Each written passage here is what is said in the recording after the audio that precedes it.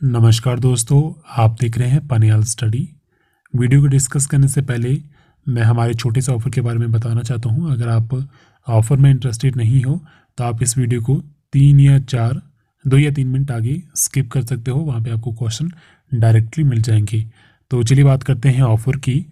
तो हमने जोआ स्टूडेंट के लिए स्पेशल ऑफ़र निकाला है, जिसमें हम जोआ स्टूडेंट के लिए 10 मॉक टेस्ट जो इंग्लिश मीडियम रहेंगे, वो प्रीवियस एमसीक्यूज कंप्यूटर की, हिमाचल जी की पीडीएफ 1400 क्वेश्चन की, इंडियन हिस्ट्री 500 क्वेश्चन की आपकी पीडीएफ, इंडियन पॉलिटी की पीडीएफ, इंडियन ज्योग्राफी की पीडीएफ, साथ ही साथ करंट अफेयर नवंबर दिसंबर जनवरी मंथ की जो इंग्लिश मीडियम में है, ये सभी के सभी आपको एक ही पैकेज में सिर्फ 250 रुपीज़ में हम प्रोवाइड कर रहे हैं। इनकेस अगर आप जोआ की तैयारी ही कर रहे हो तो इस ऑफ़र को ले लीजिए, क्योंकि ये आपके लिए बहुत बेनिफिशियल रहेगा। अभी भी आपके पास 4 से 5 दिन है। अगर आपकी तैयारी ऑलमोस्ट कंप्लीट है तो हमारे पास सिर्फ ये क्वेश्चन बैंक है जिसमें एमसीक्यू से इसमें नोट्स नहीं है, तो आपका इसमें टाइम वेस्ट नहीं होगा। क्योंकि अगर आपको 500 से 600 एमसीक्यूज मिलते हैं तो आप आराम से उन्हें 3 या 4 घंटे में कंप्लीट कर सकते हो, क्योंकि एमसीक्यूज पढ़ने में ज़्यादा टाइम नहीं लगता। और ये आपके लिए बहुत इंपॉर्टेंट हो सकते हैं, क्योंकि ये सारे के सारे हमीरपुर बोर्ड के द्वारा कभी न कभी पूछे गए क्वेश्चन है। तो इनकेस अगर आप इंटरेस्टेड हो तो आप मुझे व्हाट्सअप कर सकते हो। व्हाट्सअप नंबर है 9882547254। तो जल्दी से व्हाट्सअप कीजिए और इस ऑफ़र को ले लीजिए, ताकि आपकी जो तैयारी है वो थोड़ी सी और अच्छी हो जाए। तो चलिए स्टार्ट करते हैं क्वेश्चन के साथ। फर्स्ट क्वेश्चन क्या है, which of the following language are directly executable by a computer CPU. तो इनमें से आपके पास कौन सी लैंग्वेज है जो डायरेक्टली एग्जीक्यूटेबल है कंप्यूटर सीपीयू के द्वारा? Machine language, high level language, assembly या फिर सेकंड जनरेशन लैंग्वेज। तो करेक्ट आंसर इसका ऑप्शन ए, मशीन लैंग्वेज। तो आपके पास जो मशीन लैंग्वेज होती है वो डायरेक्टली एग्जीक्यूटेबल होती है by computer CPU. Next question देखते हैं। क्वेश्चन नंबर 2 क्या है, V RAM is used for access of the following. V RAM किस चीज़ के एक्सेस के लिए हम यूज़ करते हैं? Video, graphic, text, image, programs, या फिर किसी के लिए नहीं। तो इसका जो आपके पास करेक्ट आंसर वो है ऑप्शन ए, वीडियो और ग्राफिक के लिए। जो वी रैम है आपके पास वो क्या है, फुल फॉर्म क्या है उसकी? Video RAM. It is a dual ported variant of dynamic RAM. ये डायनेमिक रैम का ही ड्यूअल पोर्टेड वेरिएंट है।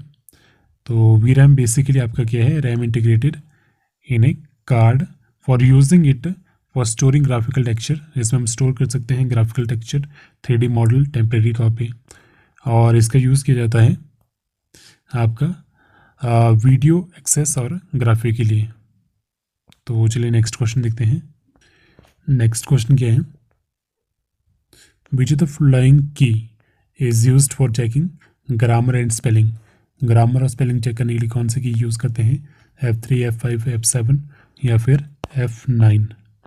तो करेक्ट आंसर इसका ऑप्शन सी, F7 हम यूज़ करते हैं ग्रामर और स्पेलिंग चेक के लिए किसी भी डॉक्यूमेंट में। और जो आपके पास रिबन होता है स्टार्ट में, उसका यूज़ किया जाता है use to check spelling check करने के लिए।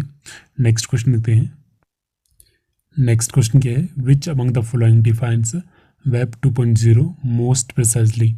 तो वो डिफाइन करता है आपका a series of technology improvement in world wide web. तो ऑप्शन बी करेक्ट आंसर इसका। नेक्स्ट देखते हैं।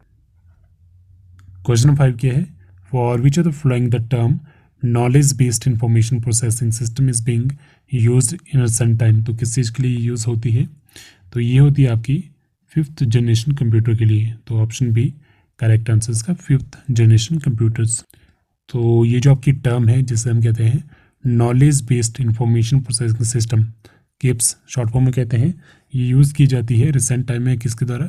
जैपनीज़ के द्वारा, जो भी उनके एफर्ट लगाए जा रहे हैं 5th जनरेशन ऑफ कंप्यूटर के लिए। ठीक है, और ये पावर किसके द्वारा है? आर्टिफिशियल इंटेलिजेंस के द्वारा। तो चलिए नेक्स्ट क्वेश्चन देखते हैं।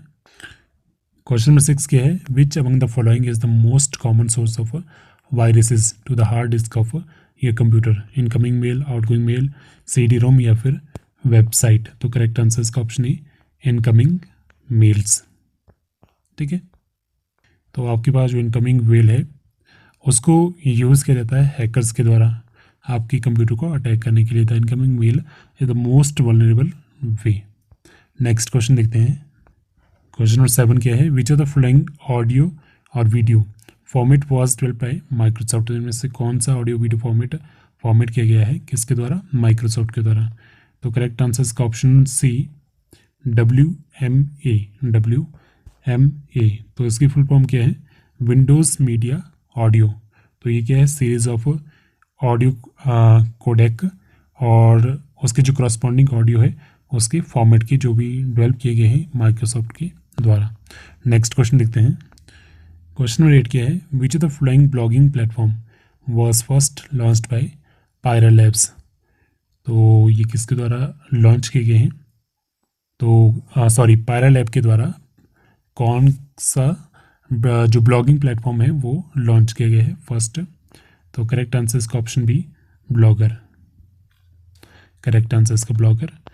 तो ब्लॉगर आपके पास क्या है, एक ब्लॉगिंग प्लेटफॉर्म है जो फाउंड किसके द्वारा किया गया था, पायरा लैब्स के द्वारा 1999 में, और उसके बाद गूगल ने इसे 2003 में ले लिया था। तो आगे क्या है इसमें, तो आगे आपके पास क्वेश्चन नंबर 9 क्या है, what kind of operation can a computer carry out.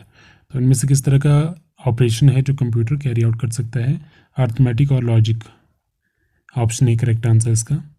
तो ALU जिसे हम कहते हैं, a computer is a device which can carry out a sequence of arithmetic and logical operation automatically with the help of a computer programming. किसकी help से, computer programming की help से किस तरह की ऑपरेशन करता है, अर्थमेटिक और लॉजिकल ऑपरेशंस। नेक्स्ट क्वेश्चन देखते हैं। क्वेश्चन नंबर 10 क्या है, which of the following comprise the input devices. तो इनपुट डिवाइस आपके पास कीबोर्ड भी है, माउस है, तो दोनों ही है, both A and B। Correct answer इसका। नेक्स्ट क्वेश्चन देखते हैं। क्वेश्चन नंबर 11 क्या है, which of the following stands for the input function of the computer. तो इनमें से कौन सा स्टैंड करता है इनपुट फंक्शन ऑफ कंप्यूटर के लिए। तो इसका जो आपके पास करेक्ट आंसर है वो क्या है, ऑप्शन ए, रिसीविंग और accepting information from outside sources. तो आपके पास कंप्यूटर की जो बेसिक फंक्शन है वो है इनपुट, स्टोरेज, प्रोसेसिंग और आउटपुट। जिसमें आपके पास जो इनपुट है वो बेसिकली स्टैंड क्या करती है, एंटरिंग डाटा और receiving accepting information from outside sources. Next question देखते हैं। नेक्स्ट क्वेश्चन क्या है, how are the 4 main component of a computer interconnected internally. किस तरह से कनेक्ट होते हैं, कार से, बसेस से, लाइन से, फिर या फिर रॉड से। तो ये होते हैं बसेस से, ऑप्शन बी करेक्ट आंसर इसका। जो भी आपके पास जनरल पर्पस कंप्यूटर होते हैं उसमें आपके पास 4 कंपोनेंट होते हैं। तो एक तो आपके पास हो गया अर्थमेटिकल लॉजिकल यूनिट ALU, एक आपके पास CPU कंट्रोल यूनिट, एक आपके पास मेमोरी, और एक आपके पास इनपुट आउटपुट डिवाइसेस। तो ये आपके पास इंटरकनेक्टेड किससे होते हैं, बसेस के द्वारा। नेक्स्ट क्वेश्चन देखते हैं। क्वेश्चन नंबर 13 क्या है, which of the following can change the sequence of instruction to be fetched by the processor. Jumps के द्वारा, सबरूटीन कॉल के द्वारा, रिटर्न, या फिर सभी के द्वारा। ठीक है, तो इसका जो करेक्ट आंसर आपके पास वो है option D, all of the above. तो आपके पास जो प्रोसेसर होता है उसमें आपके पास जो इंस्ट्रक्शन आती है वो आपकी आती है मेमोरी से, बट जो आपके पास सीक्वेंस है उसकी वो चेंज हो जाते हैं किसकी वजह से, जो न्यू वैल्यू पुट की जाती है PC में। जैसे आपके पास जंप्स होगी, सब रूटीन कॉल होगी, या फिर रिटर्न्स होगी। नेक्स्ट क्वेश्चन देखते हैं। क्वेश्चन नंबर 14 क्या है, what is the meaning of the Greek word analogon from which the word analog been derived. तो एनालॉग वर्ड जो हम यूज़ करते हैं तो वो ग्रीक के एक वर्ड से लिया गया है एनालोगन, जिसका मीनिंग क्या है, मीनिंग क्या है इसका, according to the ratio. Option C, according to the ratio correct answer इसका, ये इसका मीनिंग है। The word analog is derived from the Greek word analogon which means according to the ratio. Next question देखते हैं। Question 15 क्या है, who had built the first electronic digital computer. किसके द्वारा ये डेवलप किया गया था, ये किया गया था ऑप्शन सी, जॉन एटनसॉफ के द्वारा। ठीक है, तो ये आपकी क्या थी, अमेरिकन मैथमेटिशियन थे और साथ ही फिजिस्ट थे जिन्होंने फर्स्ट इलेक्ट्रॉनिक डिजिटल कंप्यूटर बनाया था। नेक्स्ट क्वेश्चन देखते हैं। क्वेश्चन नंबर 16 क्या है, who among the following is most likely to operate a personal computer. तो पर्सनल कंप्यूटर कौन ऑपरेट करता है, एंड यूज़र आपके। तो ऑप्शन ए करेक्ट आंसर इसका, personal computer is basically a multipurpose computer which is designed specifically for individual use. जो भी आपकी पर्सनल कंप्यूटर पीसीस वगैरह होते हैं वो इंडिविजुअल यूज़ के लिए ही बनाए होते हैं, और यूज़ किसके द्वारा किए जाते हैं, एंड यूजर्स जो होते हैं, जैसे हम लोग यूज़ करते हैं। नेक्स्ट क्वेश्चन देखते हैं। क्वेश्चन नंबर 17 क्या है, which was the earliest commercial non kit micro computer based on micro processor. तो वो कौन से थे आपके, वो थे आपकी ऑप्शन बी माइक्रल एन। तो माइक्रल एन के पास क्या था, ये थे earliest commercial non kit micro computer based on micro processor. तो ये बेसिकली क्या थे, माइक्रो कंप्यूटर थे, किस पे बेस्ड थे, माइक्रो प्रोसेसर पे। ठीक है, और ये कब बने थे आपके 1972 में, and a few 100 unit were sold, और इसमें कुछ 100 जो यूनिट है वो बिके थे इसके। तो ये सीरीज है आपकी माइक्रो कंप्यूटर की जो प्रोड्यूस की गई थी फ्रेंच कंपनी R2E के द्वारा। नेक्स्ट क्वेश्चन देखते हैं। क्वेश्चन क्या है, फुल फॉर्म पूछी गई है ALU। ALU क्या है, arithmetical logical unit. Next question देखते हैं। क्वेश्चन क्या है, a computer can not boot if does not have which of the following. तो एक कंप्यूटर आपका बूट नहीं कर सकता अगर उसमें ऑपरेटिंग सिस्टम नहीं है। तो ऑपरेटिंग सिस्टम आपको पहले डालना पड़ेगा, USB से डाल सकते हो, पेन ड्राइव से डाल सकते हो, जो आपके पास बूटेबल पेन ड्राइव होते हैं उससे डाल सकते हो आप, या फिर आपके पास कोई बूटेबल CD हो, DVD हो, तो उससे आप ऑपरेटिंग सिस्टम डाल के अपने सिस्टम को बूट कर सकते हो। अगर आपके पास विंडोज़ नहीं है, कोई भी ऑपरेटिंग सिस्टम नहीं है, तो आपका जो PC है या फिर लैपटॉप है वो वर्क नहीं करता है। नेक्स्ट क्वेश्चन देखते हैं। क्वेश्चन नंबर 20 क्या है, device which is not connected to the CPU is known as which of the following. एक ऐसी डिवाइस जो CPU के साथ कनेक्ट नहीं है उसे क्या कहते हैं, landline device, online device, offline device. तो इसे कहते हैं offline device. Option C correct answer इसका। तो जब भी आपके पास कोई भी डिवाइस होती है जो कनेक्टेड नहीं होती है कंप्यूटर के साथ या फिर किसी और डिवाइस के साथ, तो उसे हम क्या कहते हैं, ऑफलाइन। और इसका मतलब क्या होता है कि ये कनेक्टेड किसके साथ नहीं है, इंटरनेट के साथ कनेक्टेड नहीं है। ठीक है, नेक्स्ट क्वेश्चन देखते हैं। क्वेश्चन क्या 21, what are the possible uses of home theatre PC। Home theatre जो PC होता है उसकी पॉसिबल यूजेस क्या है, convergence device, digital video recorder, digital photo viewer, या फिर सभी इसमें से।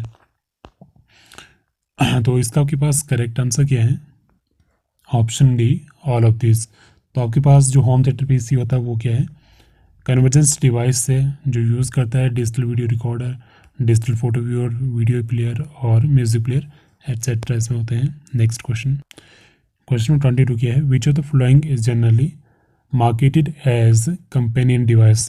तो इनमें से कौन सी ऐसा आपके पास डिवाइस है जिसे मार्केट किस तरह से किया जाता है, कंपेनियन डिवाइस की तरह। लैपटॉप हो गया, डेस्कटॉप हो गया, नोटबुक होगी, UNPC आपके पास। तो ऑप्शन सी नोटबुक इसका करेक्ट आंसर है। तो इसे क्या कहते हैं आपका, इसको किस तरह से मार्केट किया जाता है, कंपेनियन डिवाइस की तरह।